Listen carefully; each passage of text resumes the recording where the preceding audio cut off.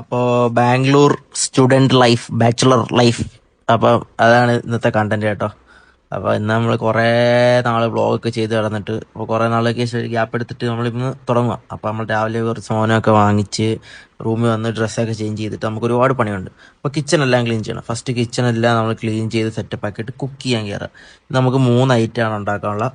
പയർ വെച്ചിട്ട് സലാഡ് ഉണ്ടാക്കണമായിരുന്നു. അങ്ങനെ പയർ പുഴുങ്ങി, അത് കഴിഞ്ഞിട്ട് കിഴങ്ങ് കറി വെക്കണമായിരുന്നു. അപ്പോൾ കിഴങ്ങ് കറിക്കുള്ള കിഴങ്ങ് പുഴുങ്ങി, എന്നിട്ട് നമ്മൾ കുറച്ച് മസാല റോസ്റ്റ് ചെയ്തെടുത്ത്, കുറച്ച് പൊടി ഐറ്റംസ് എല്ലാം കൂടെ റോസ്റ്റ് ചെയ്തെടുത്തിട്ട് അരിയാനുള്ള പച്ചക്കറി എല്ലാം അരിഞ്ഞ് ഒരു മാങ്ങായും തിന്ന് ഇരുന്ന്.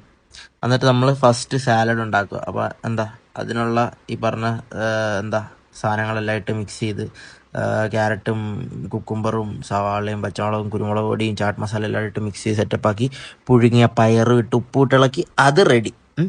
എന്നിട്ട് നമ്മൾ അടുത്ത കിഴങ്ങ് കറിയിലോട്ട് കയറി ഇഞ്ചി വെളുത്തുള്ളി പേസ്റ്റ്, സവാള, പച്ചമുളക്, അത് കണക്ക് നമ്മൾ റോസ്റ്റ് വെച്ച മസാല, തക്കാളി ഇതെല്ലാം കൂടി ഇട്ടിട്ട് പുഴുങ്ങിയ കിഴങ്ങ് ഇട്ടപ്പോഴത്തേക്ക് അതും റെഡിയായി. ഇനി നമുക്ക് കുറച്ച് പരിപാടികൾ ചെയ്യാനുള്ളതെന്ന് പറഞ്ഞാൽ വേസ്റ്റ് കളയാനുണ്ട്.